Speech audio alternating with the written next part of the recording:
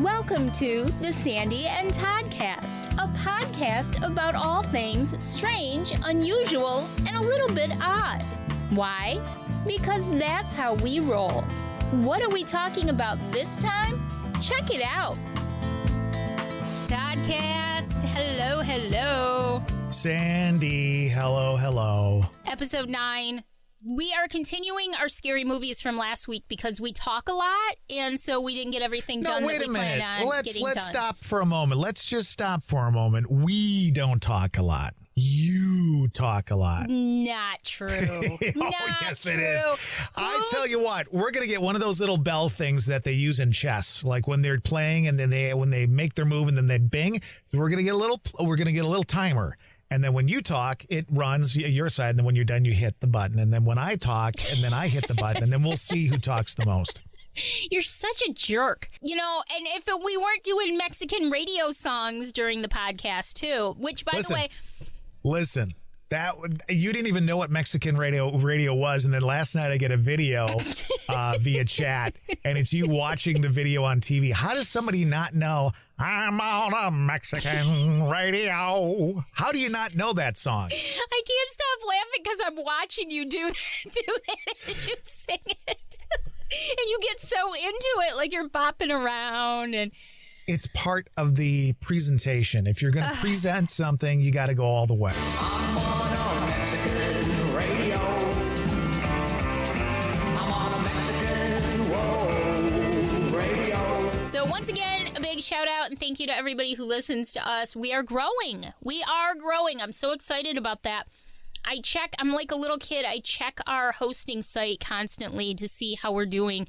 And we are really growing. So thank you to everybody who's listening and joining in on our fun. And don't forget. So are you being honest or are you just making shit up? No. Because I don't know. I don't know how we're doing. Because you never check. And I send you stuff and then you just don't answer me. I'm a busy individual. Oh, Lord. I can't always get back to people. As if I'm not busy, right? As if I'm not busy. But I'm excited. So, yeah, we're growing and we're doing well. And I'm very proud of us. And it's a lot of fun. So, exciting. We have listeners in Belgium, India. We have listeners in the United States, of course, and in Germany. So it's pretty exciting. Do we have to start doing the podcast in other languages, though, or what? I know some French, and I took one semester of Russian in college, but I don't think that's going to get us far, because all I can say is, hello, my name is. Try that for me, please. Здравствуйте, меня зовут Cassandra. I forgot that your name was Cassandra. Yeah, Can I start calling you Sandra? Because no. if you're Claire Huxtable, can I call you Sandra then? Because remember she was on the Huxtables. No, you know the story behind that? Because a lot of people will say to me, how do you get Sandy out of Cassandra? But my grandfather did not like Cassie, because that's the normal nickname, I would say, for Cassandra. You know, people who are named Cassandra, and it's Cassandra, who would, they would call the person Cassie. And my grandfather did not like that. So my mother said, okay, we'll call her Sandy, because Sandra and then Sandy, which I like much better than Cassie. I don't know that I would have ever really enjoyed Cassie. So that's the story of my name. And I was named after my mother was pregnant with me, and she was laying in bed watching a really bad old horror movie. And the chick's name was Cassandra. And she said, okay, we're going to name her Cassandra. If it's a girl, because back then they didn't know. And she said, if it's a girl, we're going to name her Cassandra. And that's how I came to be. And time. I hate you. I'll tell you about the story of my name really quickly. A friend of the family wanted me to be named Felix. In fact, so much so that she had baby spoons and forks and all that kind of stuff with Felix on it. Oh my and my God. mom said, absolutely not. So I was named after Michael Todd, who had just married, what's the very popular actress? She's dead now. Elizabeth Taylor married a gentleman by the name of Michael Todd. And so my mother named me Todd Michael. Oh, I like that. Time. I hate you, though. I told my story in 10 seconds. And back to you now. If you're enjoying this episode of the Sandy and Toddcast, there's more where that came from. Follow Sandy and Todd on Facebook. Just look for the Sandy and Toddcast, or you can subscribe to their YouTube channel and check out the video version each week there. Find these guys on Spotify, Apple Podcasts, and wherever you listen to your podcasts. Soon you'll be able to support the Sandy and Toddcast on Patreon and be able to follow them on Instagram. As always, thanks for joining in the fun, and stay weird. I'm going to start calling you Felix. All I can think of is Felix the cat. I loved Felix the cat growing up. It was my favorite cartoon. I know, me too. But of course, there's Felix Unger from The Odd Couple. That was a character on there. Are you like Felix Unger, or are you more like, no? It was Felix, and who was the other guy? I don't remember. Well, Jack Klugman, it was Oscar Madison. Oscar, that's right. I'm probably a little bit of both. I'm probably like a mix between Felix and Oscar. There's a part of me that's very anal retentive about certain things, and then there's the other side of me that, doesn't care about other things. I'm the same way. Like, my house is not from, Home and Gardens. It certainly isn't, especially with pets in the house. How can it ever be that way? But Better Homes and Gardens. But there are certain things like I cannot, this is so weird, I cannot sit on the couch and look at a piece of paper on the floor and just leave it there.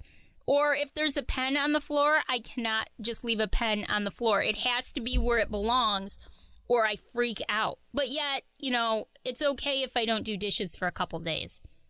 Oh, see, I can't do that. I can leave them overnight if necessary, but they've got to be clean. I'm weird. And my mom was over the top about clean. Like, literally, if you washed your hands in the sink and you left water spots on the spout, there would be a weekend of hell because of that.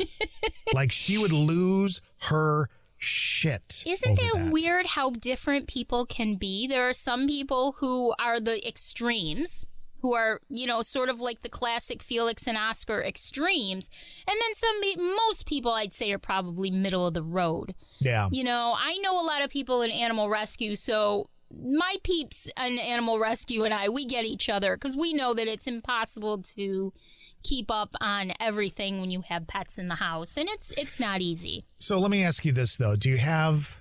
There's never a situation where there's dried puke laying around. No, it's never like those are the homes. I mean, and I understand sometimes a cat will go under a bed or under a piece of furniture, and you don't know that they hawked up some sort of, hairball or something, and then you move it later on, and there's like 50 dried hairballs. It's I get never, that. I understand never like that. We lost our Homer back in August, and he was the hairball cat. He was 14, and he would come up with hairballs. I don't even know where they came from. He was horrible. The other cats, the cats that we have right now are not hairball cats, I'm happy to say. We were just talking about this last night, that we had our basement last year.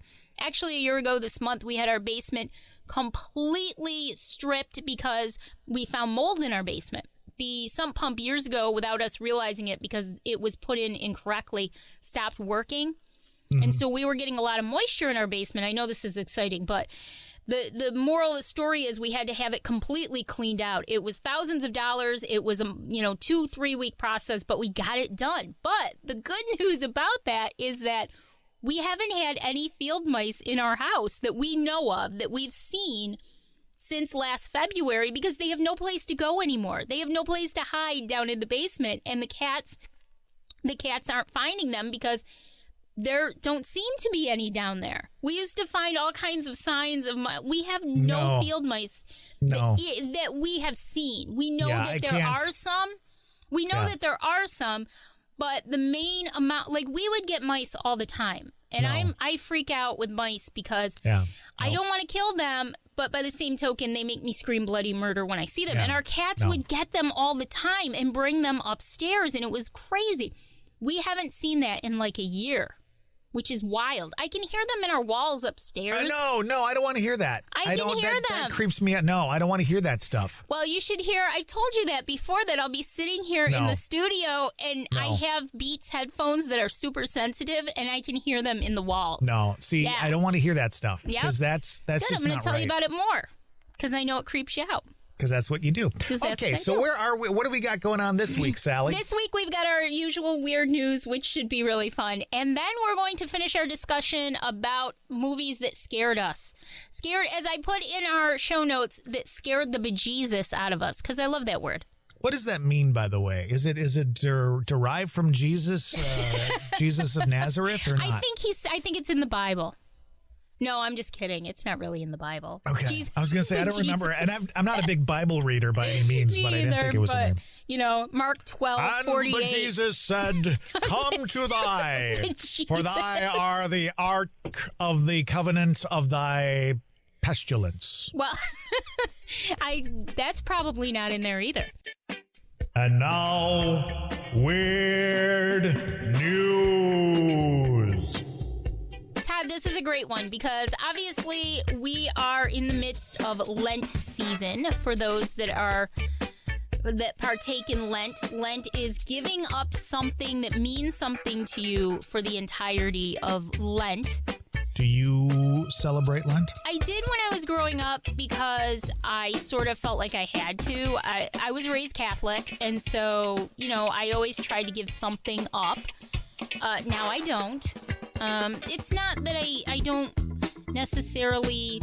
I mean, I feel like I give things up all the time. I don't feel like I live that lifestyle of real gluttony. I'm sort of one of those people that it doesn't bother me to... It's not a sacrifice for me to give something up, because I tend to give a lot. So it's hard to explain, but it's not a sacrifice to me. I feel like if you're going to give something up, it should be more of a sacrifice. It should teach you something, where I don't have anything in my life that if I gave it up, it would teach me how to be more humble, I guess. I'm not sure, but so I don't partake in it. But this man in Ohio has decided to do something really different for Lent this year. He is giving up solid foods for the 46 days, and he's drinking beer.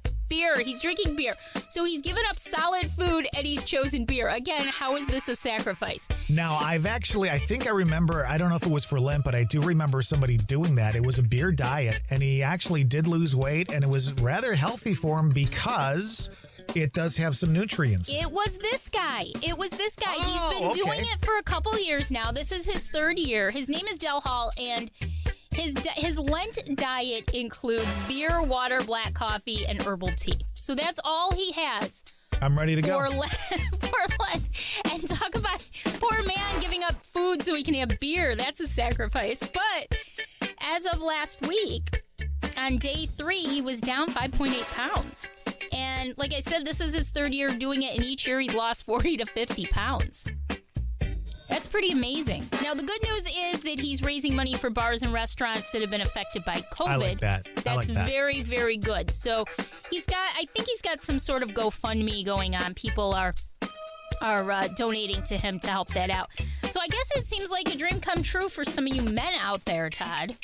Now, first of all, it doesn't have to be men, okay? Women do drink beer as well. They do. And some of them more than a guy does.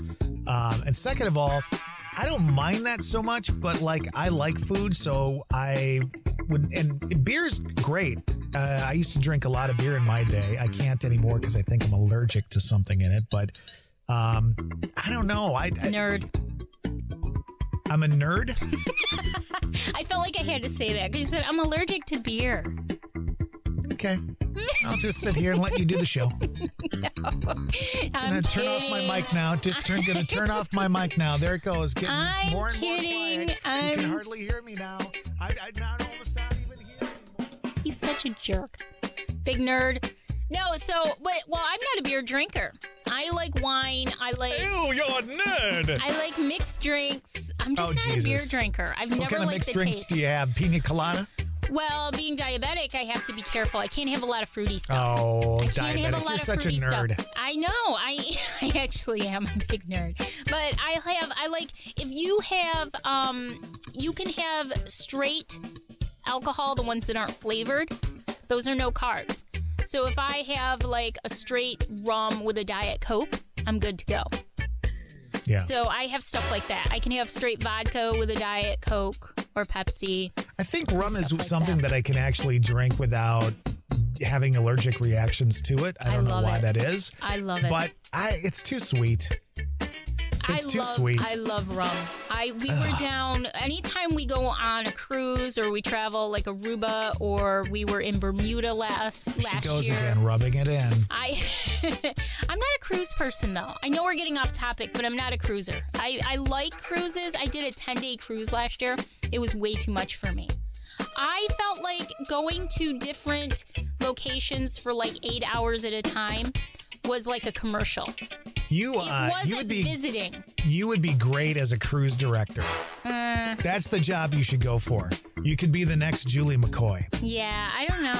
I was on the Love Boat. In 2012, we went to Aruba and Curacao, and we went on the Love Boat. We went on Princess. Yeah, it was beautiful. Time.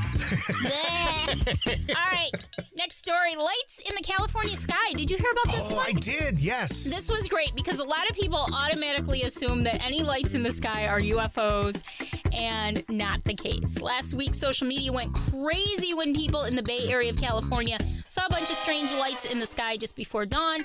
People were taking pictures, posting them all over social media. Theories ranging from UFOs to weird paranormal phenomena were all stated. And alas, the lights were actually 60 Starlink satellites launched into the atmosphere by the SpaceX Starlink rocket just 2 days earlier. So it does kind of make you think, how many things that we see that are documented are actually something that can't be explained. Well, I mean, when you think about it, even the Starlink satellites were unidentified flying objects at one point. Yeah, it's a to technical a bunch of term. people. Yeah, right. absolutely. It's a technical term. Anything can be a UFO. If I see a star in the sky and I don't know what star it is, technically, I guess it's a UFO. And for conspiracy theorists, you could also say, well, they're telling us it's satellites, but how do we know for sure? True. Very true. Very true. What's your take on UFOs? What's your take on spaceships and aliens? Are we kidding? I mean, let's be honest with ourselves. If we think we're the only thing out there, we talk about ghosts a lot. I don't do a lot of research on aliens and UFOs and stuff like that because it doesn't trip my trigger. It's sort of outside my realm. A little bit, but also it freaks me out a little bit more because a ghost I can deal with because more than likely that ghost was at one time human. Not always, but usually. And now we're talking about something that's not human, but could be living, and we don't know anything about it. And now you're expecting us to expand our minds and thought processes, not just beyond what we see, hear, feel, touch, or whatever the 18 senses are. But you're asking us to think outside our world, if you will. Yeah, and so that's a little bit. Aliens, absolutely. UFOs, absolutely. I just don't want to meet any of them. Right, I don't want to meet any of them. Well, I told you I had a UFO experience when I was in my late teen years that I still to this day, 40 years later, 35 years later, I still don't understand. And Did they take you onto the ship and probe you? Real quick, it was summer and it was really hot. And we lived in the country, and I remember my bed was just under my window in the house. And across from our house, there was a dirt road, and then there was a big field with a hill. And I couldn't sleep. It was so hot, and it was in the 80s. We didn't have air conditioning, and I had the window open, so I just got up and I leaned on the windowsill to look out. Get a breath of fresh air. Get a breath of fresh air because it was hot. It was August, I think. And all of a sudden I saw 3 lights rise up from behind the hill across the road. And don't forget, we were in the country and you didn't see things like that very often. And they raised up, and the 2 on the outside, one went to the right, one went to the left. The one in the middle stayed where it was. They rose up, and then the ones on the outside came back in, and then they went back down. To this day, I have no idea what that is. What I did do, though, many, many years later, as a matter of fact, just a couple of years ago, is I did kind of a search for sightings in the area that I lived at the time out of curiosity. And someone, a couple of years a couple of years after, actually reported seeing the same kind of thing. They were swimming in the pool. They were kids in their teens. They were swimming in the pool at night, and they saw the same kind of thing with the three lights and moving apart and then moving together again and then disappearing. And it was in the area that I lived. And ironically, just a few years before that, there was a crop circle sighting in my area. It was a big deal. It was all over central New York. It was in the Mohawk, New York area. You can probably Google it and still find it. It was on a farm, and it wasn't far from where I lived, maybe 10 minutes if that. And so all those pieces together really are intriguing to me. I don't know to this day what it was. It wasn't an airplane. It wasn't, there was no reason for helicopters to be coming up from behind a mountain in the country where there was no base, there was nothing going on. So I have no idea to this day. So do I believe that there is something out there? I certainly do. If we can have what we have in our lifetime here on Earth, why can't other places exist that have something like what we have, that have the conditions that would enable them to probably do even better than we do, because we're all pretty stupid here on Earth. You know, we don't know what we're doing. That's obvious. So why isn't it possible? It's like cryptids. I've never really looked into cryptids too much, but what's that? Cryptids are the Bigfoots. They're the Mothman. You know, the Lauren, what was his name? Lauren Coleman. He's big on cryptids. He's done a lot of books on the cryptids, and he actually has a museum in Portland, Maine. That I was up in Portland, Maine, and I didn't know at the time. If I had known, I would have gone to his museum. Why wouldn't these things exist? I was just watching a show the other day on shapeshifters. Shapeshifters fascinate me. They do not fascinate me. They scare the fuck out of me. It's scary, Todd. It's scary. If you read up on them, it's scary. No, I don't want to. I want to sleep at night. What's the ranch? Skinwalker Ranch. What the hell are you talking about? It's like you're making shit up now. No. Skinwalker Ranch. Yes, I went to Ranch Skywalker, and I went to Portland, Oregon, where the cryptids were walking around, and by God, there was an alien. I didn't go there, but there's definitely something going on this ranch. It's called Skinwalker Ranch. I read one of the books about it, and I've watched several TV shows about it, and it's fascinating. Jeez, we gotta take stuff away from you. That's what you've got to give up for Lent. Looking into all this crap. No wonder you're messed up in the head. No. It's fascinating to me. I love learning about things.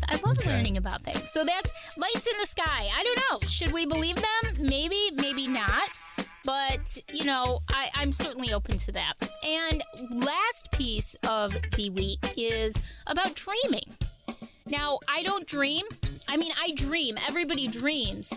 But I don't usually remember my dreams unless they're really scary to me or very personal to me. You know, if I dream about going to the store, I'm probably not going to remember I'm going to the store. But we've all heard of sleepwalking too, right?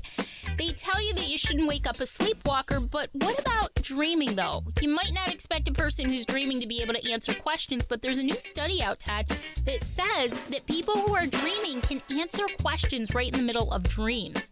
Wow. Isn't that something? When you're dreaming, you're said to be in REM sleep. That's the deepest stage of sleep. And researchers are now saying that people in REM sleep can actually understand questions and they can give answers, which is scary to me. I don't know why that throws me off, but it does. I can't even imagine having somebody ask me a question in the middle of my dream, and they find that people can do simple math. They can answer yes or no. Shit, I can't even do simple math when I'm awake. I'm not going to do it when I'm sleeping. I can tell you that right now. Isn't it weird? They can even tell the difference between different sensory stimuli. So one of their big goals with this is to be able to help people who have nightmares. Somehow they want to be able to help people who have nightmares, which is great because we should do an episode or a partial episode, Todd, on recurring dreams. All right, let's just do that. Plan it right now. Okay. Reoccurring dreams. I've got some. I do too. And we can talk about that. That would be fun. We can compare our dreams and see if they're the same kind of things. Because we're like, I joke, but we're soulmates. You know, yes, we are. We are. We're like opposite soulmates. We're attracted like magnets are. We're different, and so You don't even know what you're talking about. I do too. And here's what we don't. should do. We should get a dream expert on, Yeah. and then I will be the moderator, and you can tell the dream expert your dreams, and then the dream expert can basically say how messed up you are, and then I can keep track of the points, and then the That's dream not expert happening. wins. That was weird news. When I dream, I usually dream of Genie, which is kind of. I just thought I'd throw this out there.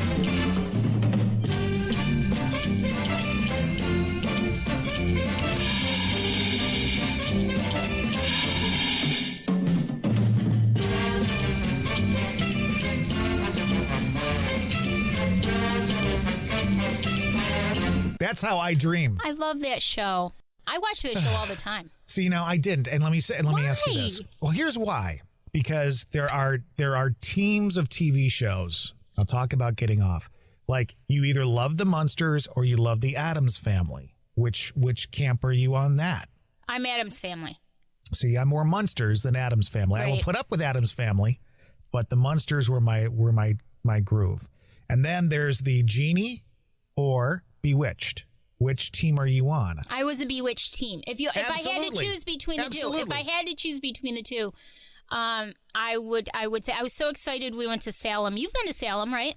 Absolutely. Yes, and I got to get my picture taken with the Bewitched statue, which was cool.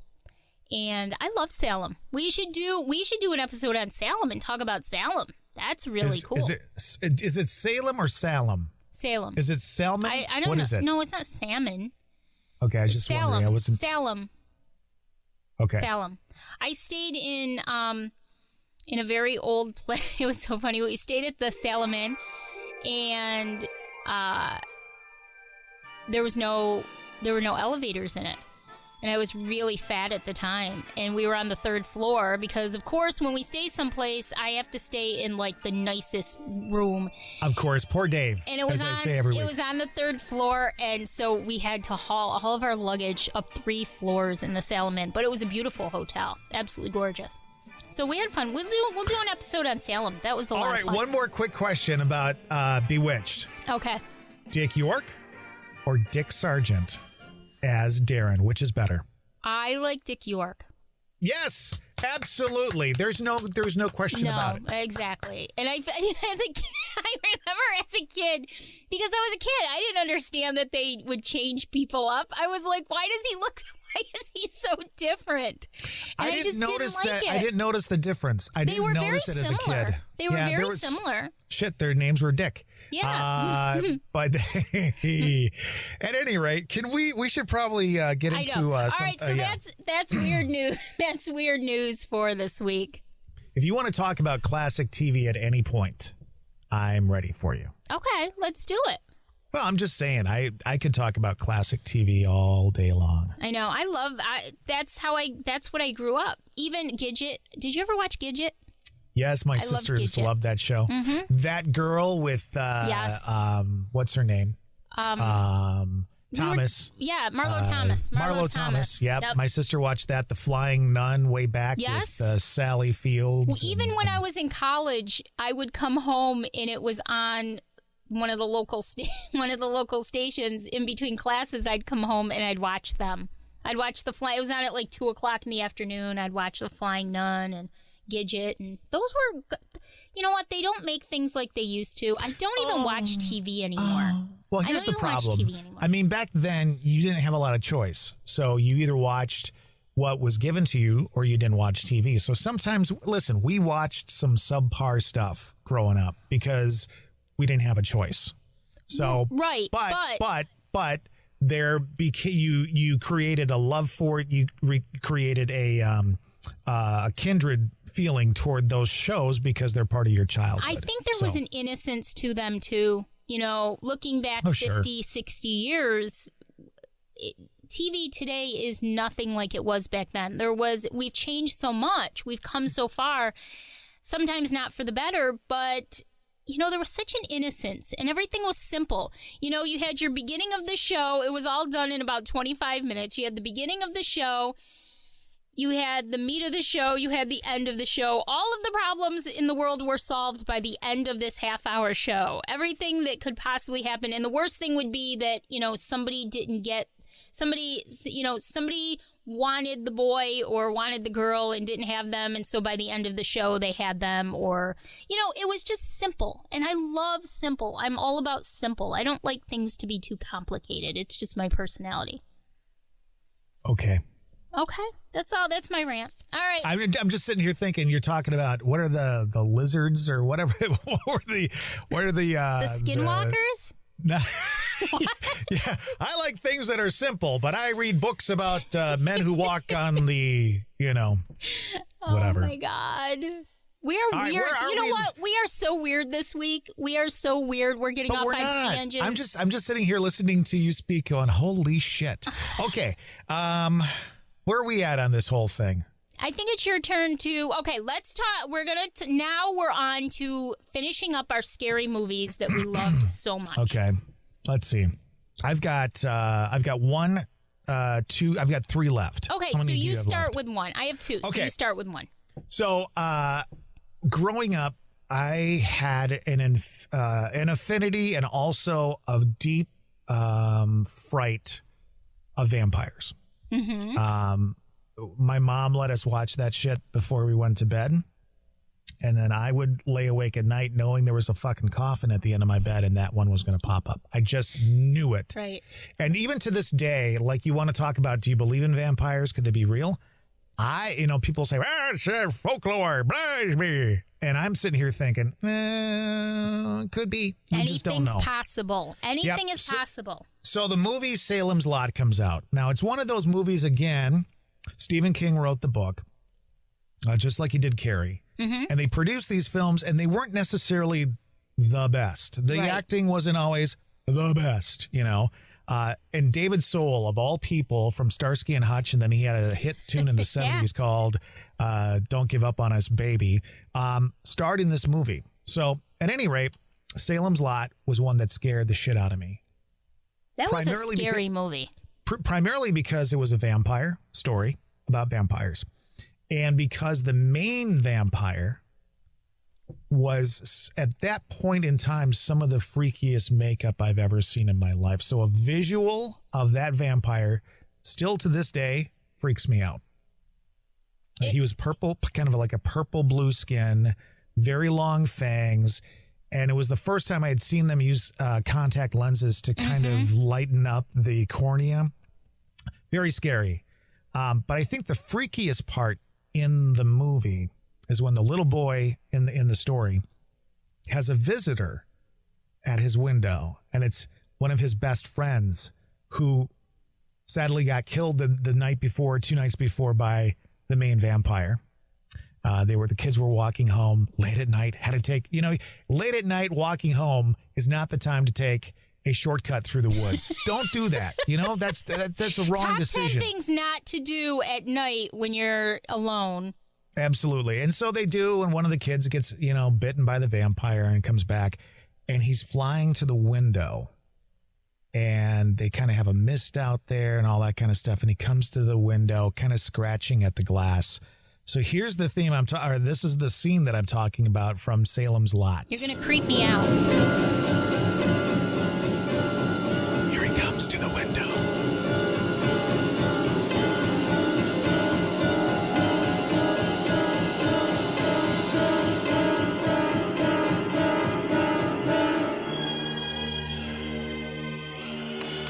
Open the window. Open the window, Mark.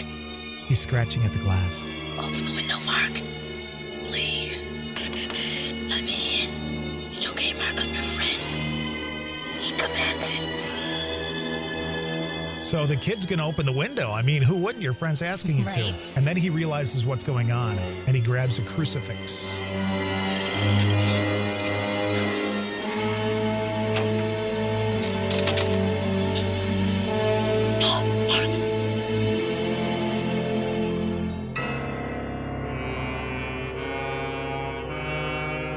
And he holds up the crucifix at the vampire.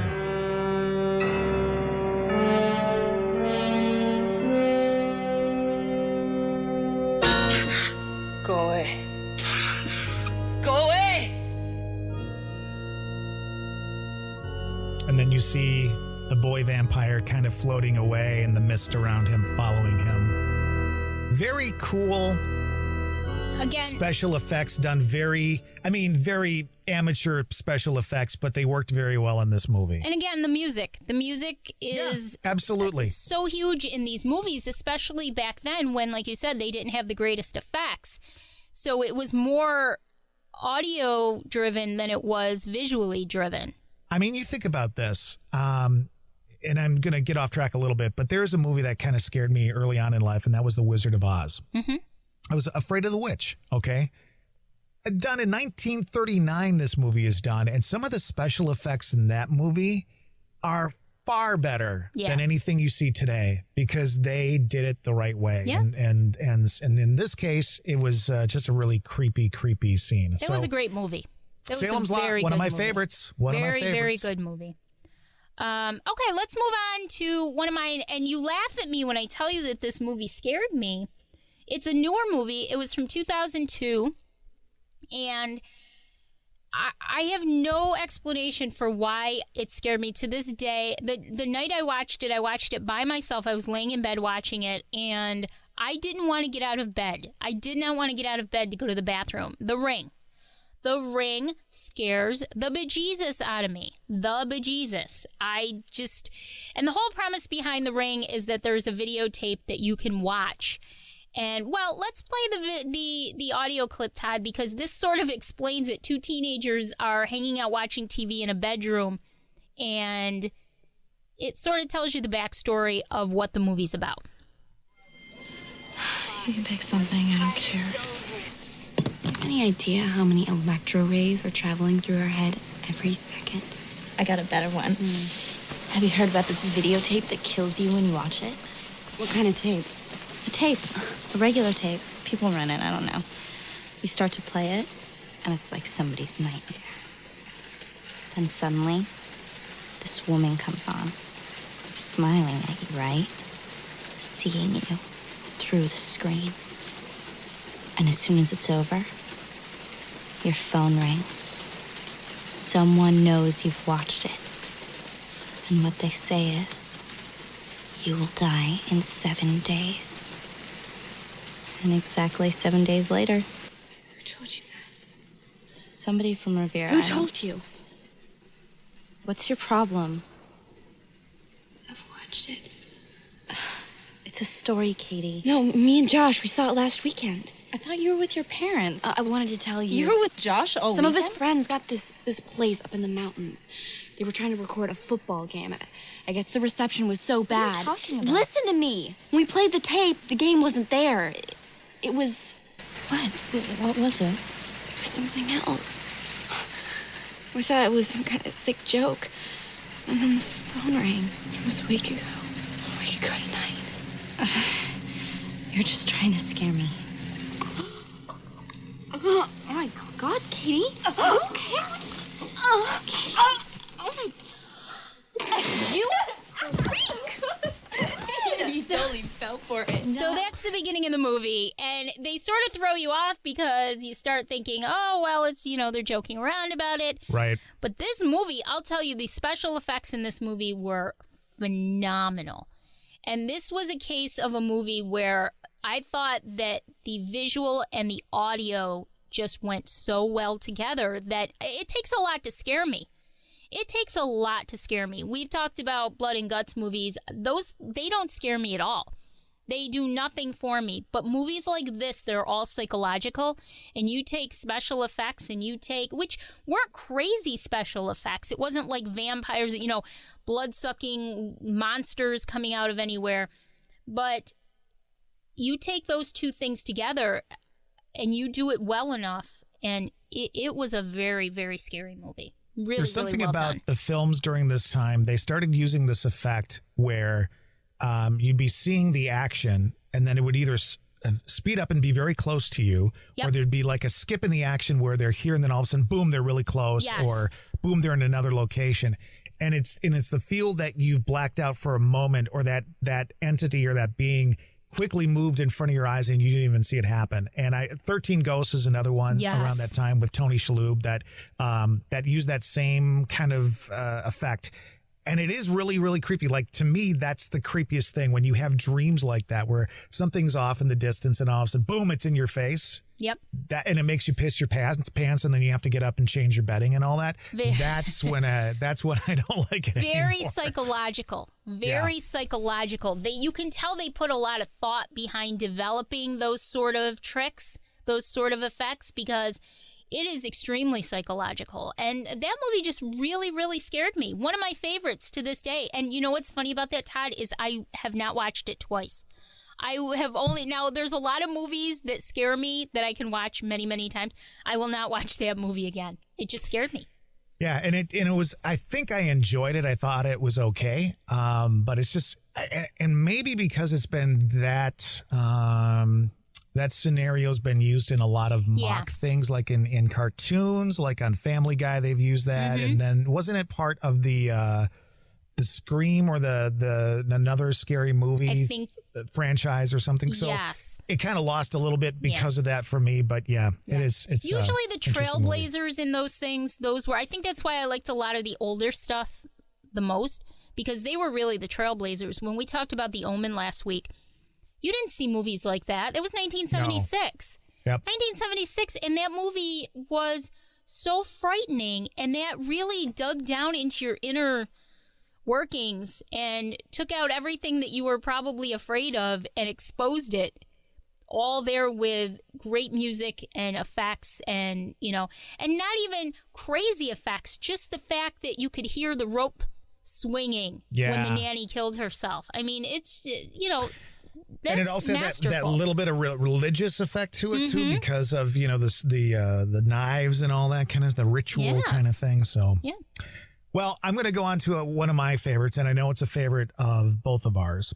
And I was lucky to grab this one, Amityville Horror. Yes, very favorite movie of mine. Now, here's the thing about it: there's really like no one thing that scares me about that movie. There's really no great effects, to be honest with you. There's, the flies and stuff like that, but that's not really an effect.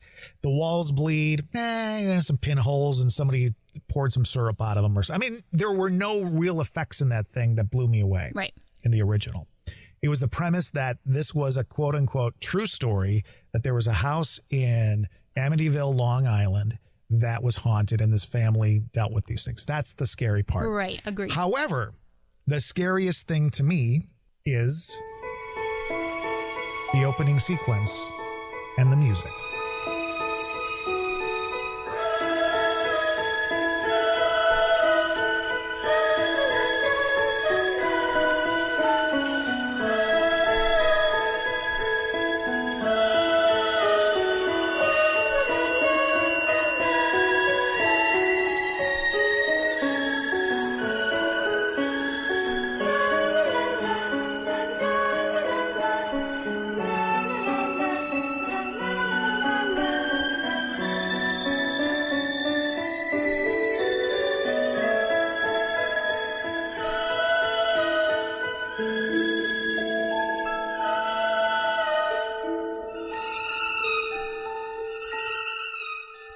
There's so much going on there. From the little kids humming and saying la la la la and shit like that. Listen, take a scary movie and put kids or like young women just kind of humming or singing in it. It's very scary. It's creepy. So the opening sequence with the outside of the house and the eye like eyes in the attic on that house, and you're done. The guy that wrote the music to that movie is a gentleman by the name of, I believe it's Lalo Schifrin. Did a ton of stuff. Like, he did the theme for Starsky and Hutch. Okay. He did just a ton of stuff. He just blew that one out of the water. Great. Like, that was so good. So for that movie, when I hear that music, or even if I'm trying to act a little like scary to somebody, I'll just go, La la la la la la la la la. It's creepy. It's very creepy. You always send me weird things, and they're very we're gonna creepy. get to some of that coming up in just a little bit. So, do you know what she did? Oh Lord, God help us all. But I think too, you have to look at that movie and the true story in some ways separately.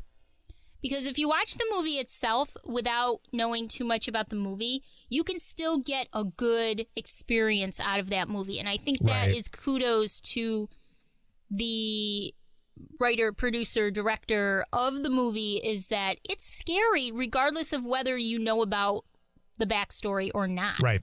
So I think they did that really, really well. And it makes it even better when you know the backstory to it. So, great movie and great choice. One of my favorites.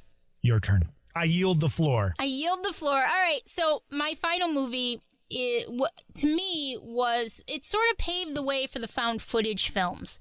It was one of the first, if not the first. And it was a really interesting movie because throughout the movie, and I don't know if everybody felt this way, but throughout the movie, I didn't 100% know what was going on the whole time. Yes. But yet, by the same token, it scared the bejesus out of me because I didn't know what was going on through the whole movie.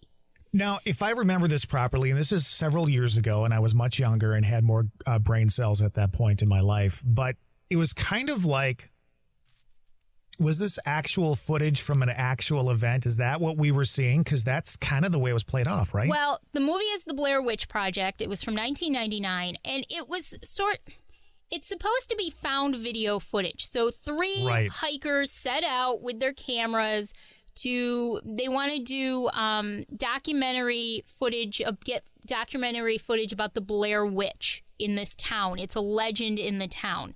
And I mean, this is a high-level explanation, but that's what they do. So they go off into the woods because there's supposed to be a house in the woods where a local serial killer abducted children and murdered children.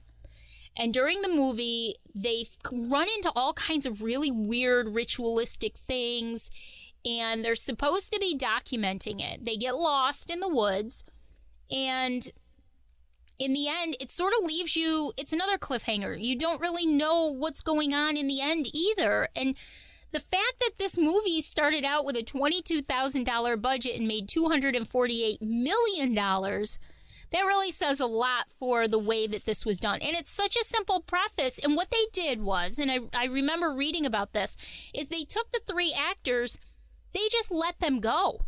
They gave them a general idea of what the script was, and they just let them do it.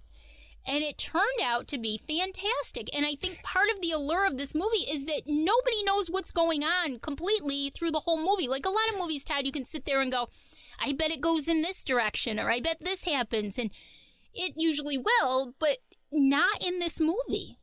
It was presented to not like there was no film camera, meaning there wasn't this major camera that showed the three of them together ever. Right. And then you saw some of them walking around with video cameras. Okay. Kind of like the ghost hunting shows. There's always a TV crew there filming them, and then each one of them has a camera. There was no, we call it B-roll. There was no extra footage anywhere. Right. It was just the footage from those cameras. Right.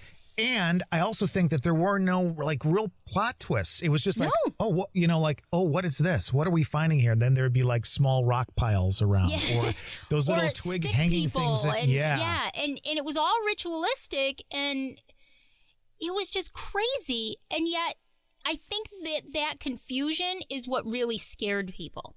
The fact that you couldn't sit there and make sense out of what was going on your own. As you go along in the movie, each step of the movie makes less sense than what you just witnessed a few minutes ago. So in this scene, one of the filmmakers, Heather, they're lost in the woods. They have no idea what's going on. I think by this point, at least one of them has disappeared. So she knows that it's near the end, and she takes the camera and she puts it in her own face. And it's a picture that I'm sure is in everybody who's watched the movie in their minds right now of just her eyes and the top of her nose as she sort of confesses and apologizes. And the snot. Confesses and apologizes for everything that she feels she's done in this situation. And that scene was completely her. There was not written. She did that. And I have to say that these kids who did this movie were fantastic. So let's play that, Todd, because I think it's a little bit long, but it's a great scene. I just want to apologize to Mike's mom and Josh's mom and my mom.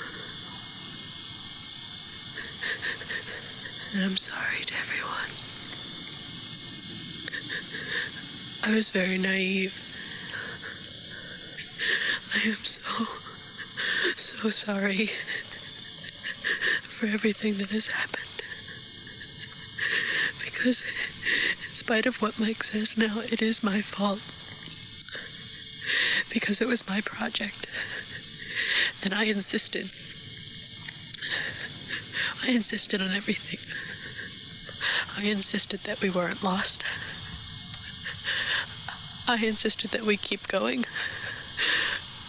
I insisted that we walk south. Everything had to be my way. And this is where we've ended up. And it's all because of me that we're here now. Hungry and cold and hunted.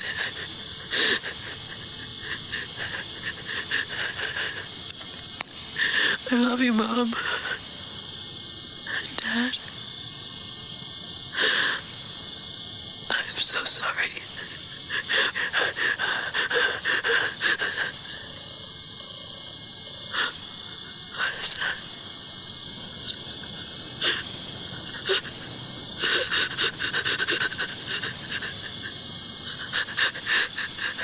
I'm scared to close my eyes. I'm scared to open them.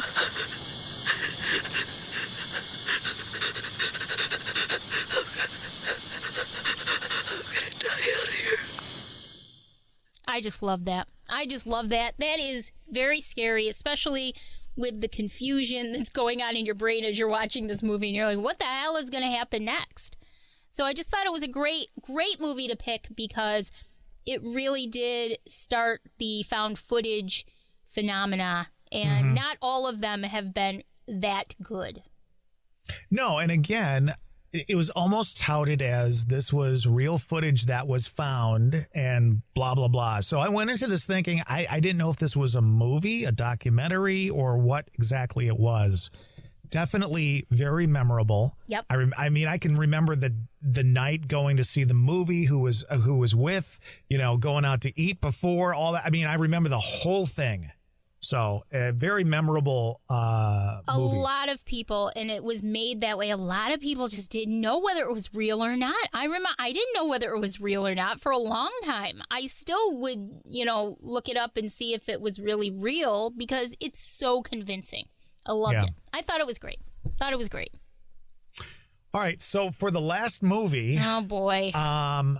Yeah. I'm going to start by saying that, remember I was talking about Lalo Schifrin, the guy who wrote the theme music for Amityville Horror. Mm-hmm. He was actually commissioned to write the theme music for this next movie.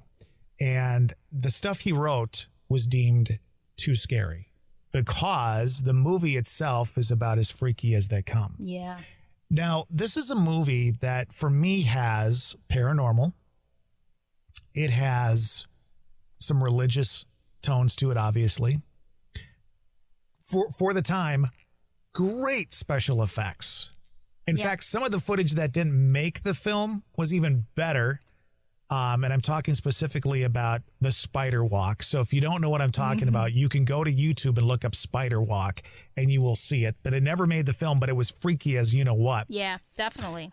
And the story itself was freaky. And again, was one of those movies that kind of opened your mind to things that maybe you didn't know much about. What the hell is being possessed? What's that all about? And of course, I'm talking about the movie The Exorcist. Yes. To me, this movie has it all. It's a 70s movie, so it's got 70s decor. It's got the old phones that ring and scare the shit out of you like a cell phone can never do nowadays. There's talk about hallucinogenic drugs in it. It's just crazy. It's just crazy. And I could pick a million frickin' scenes. But the scene I chose was where Reagan the little girl has been possessed. And they're going to do an exorcism. And Father Karras comes to see her. He is the younger father who's been, for a long time, questioning how he feels about the religion, Catholicism, and his role in it. And he's one of the priests that will go and do this exorcism. And so he stops by to visit Reagan. And this is that scene.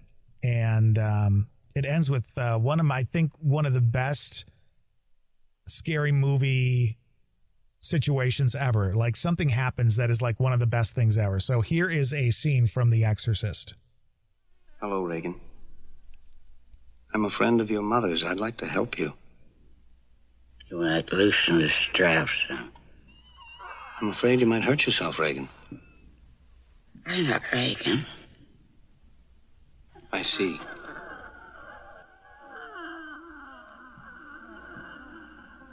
Well, then, let's introduce ourselves. I'm Damien Karras. And I'm the devil.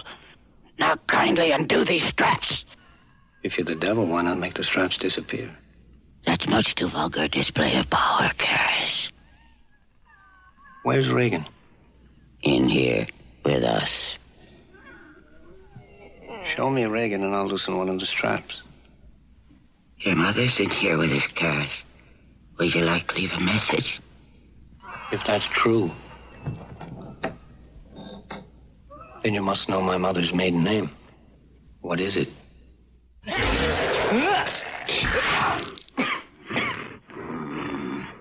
And Reagan unloads the pea soup on him. That's great. Yes. That demon and that voice, some of the scariest ever. Oh, without a doubt. And when his mother's voice comes through at some point and talks to him, when she lifts off the bed and is upright in almost the crucifix position, the whitening of her eyes. I mean, the power of Christ compels you. You know, all that stuff. Every bit of it. Just, it's amazing. It was so beyond its time. The world was not ready for it. There is a documentary on Discovery Plus right now about the actual case that this was based on. And in the beginning of the documentary, Todd, we're going to have to do an episode on the actual case because it's very interesting. I got to watch the documentary first. Is it worth watching, or is it going to? It's very good. Yeah, it's very good, and you should watch it. I think I sent you the thing in Messenger, and you're like, "What the heck is this?" Probably. Yeah, because you have to pay attention to me sometimes, but I see the smile on your face. I doze off sometimes when she's talking. Yeah, whatever.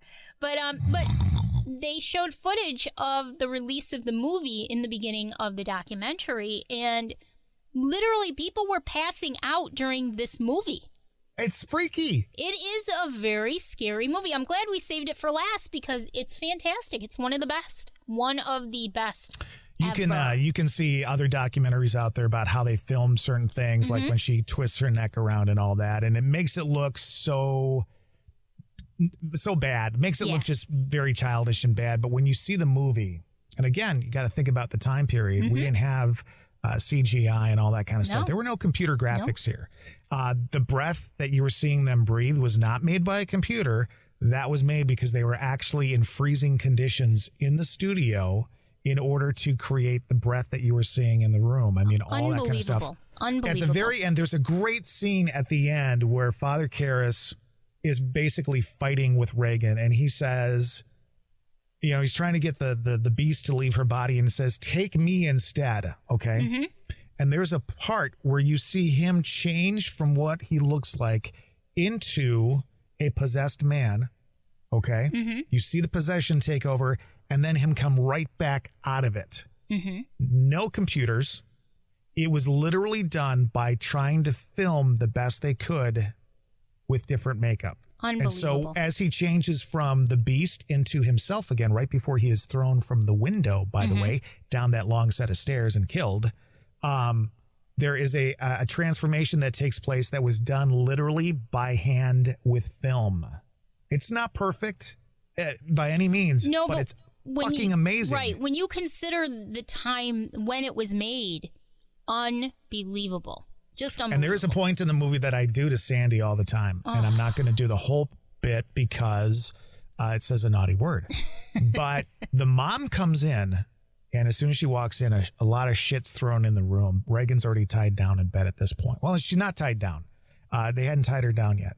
And she's doing something with a crucifix that is very, very naughty, and we won't talk about. Right. But then her head turns around, and she says to her mother in that voice, "Do you know what she did? Your blanking daughter?" Just like that. And it creeps me out. And that, yeah. I mean, it's such a good movie. It really is. It really is. So we're going to do an episode on the true story of what that movie was based on, because I think that would be great to see what the comparisons were and how much they took that story and how well they made it into a movie. Not completely parallel, but really, really good. It can never be. That's why documentaries are documentaries. That's right. And feature films are feature films. That's right. Cassandra, your mother's in here with us, Cassandra. Would you like to leave a message? This is what I deal with on a daily basis. This is my life. Thank you so much. Thank you. So those are the movies that scared the bejesus out of us. Woo! And why. Woo! I want to be the character of Bejesus. Can I be the character of Bejesus? I love that word. Is there a character called Bejesus? Yo, my name Bejesus. Bejesus. And I walk around and I scare people because that's what I do. That's how I make Bejesus sound right here. Oh, yeah. I wrote a song about it. Like to hear it? Here go. My name Bejesus. Okay. All right. Sounds a little bit like Deliverance. So, all right. Deliverance? Really? I've never seen that movie. That movie I've never seen. There's been jokes about that movie. I saw it, I think, once years ago. All right. So, big thank you once again to all of our listeners. We really, really appreciate you. You can check out our Facebook page, The Sandy and Todd Cast. We also put episodes up there every week, so you can check us out. Give us a like. The more love we get, maybe we'll start doing some fun giveaways. And you can look for us on Spotify, Amazon, Audible, Apple Podcasts, anywhere you get your podcasts, you can find the Sandy and Todd Cast. Patreon, of course, is coming soon, so you can help us out. We're already in the works of coming up with some new ideas and special things that we can give to our Patreon supporters. And we also have an email address, thesandyandtoddcast@gmail.com. If you have any stories at all that you want to share with us, any feedback, anything you like, any suggestions for episodes, we would love to hear from you. And as always, if you like this podcast, please give us a review on the podcast platform that you use, because we would love to see that. I would like to do a Sandy and Toddcast email players, meaning we play the parts of the people in the email. So like if we get an email from Janice from New York, you play Janice and I'll play the other parts. Okay, let's do it. We can make little mini Absolutely. mini The Sandy and Toddcast players. We can do it with such emotion. It'll be great. So please send us email. We would love to get email. And you can message us on our Facebook page as well. I think that would be amazing. That would be so much fun. And I can't end this this week's episode without thanking Dan Phillips for use of 600 Miles. He has allowed us to use. Thank you, Dan. He has allowed us to use his song 600 Miles for our intro and our outro each week. You can find Dan on Facebook, Daniel Phillips Music, or on Instagram at @D_Phillips Music. He is just amazing. So you can get more information about Dan. Cassandra, how does your husband deal with you? Poor Dave. How do I deal with you? How do I deal with you? That's the big question. We're going to do a whole episode on how I manage to deal with you. It'll only be like 5 minutes long. It's easy to deal with me. I'm so lovable. I have to smudge the entire studio when I'm done with these podcasts each week. All right. Thanks, everybody. We'll be back with you next week. Bye-bye. Bye. How many more miles left? this race. How long it takes, I don't know. In the end, it ain't about the pace. It always ends at the crossroads.